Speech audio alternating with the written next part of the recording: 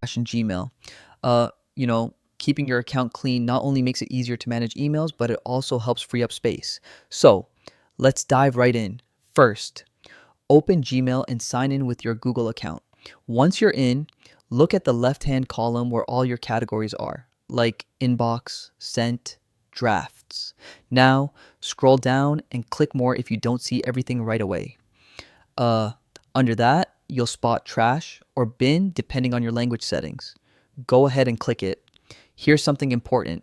Gmail automatically clears out trash after 30 days. So even if you forget, emails won't sit here forever.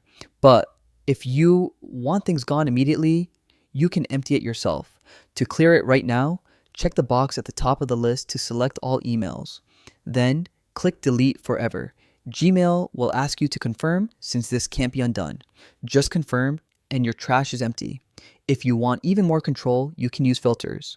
For example, you can create a filter that sends old or unwanted emails straight to trash, and Gmail will still auto-delete them after 30 days. It's not a one-click shortcut, but it works well if you want the process to feel automatic. And that's it. You now know how Gmail handles trash automatically, plus how to speed things up if you want.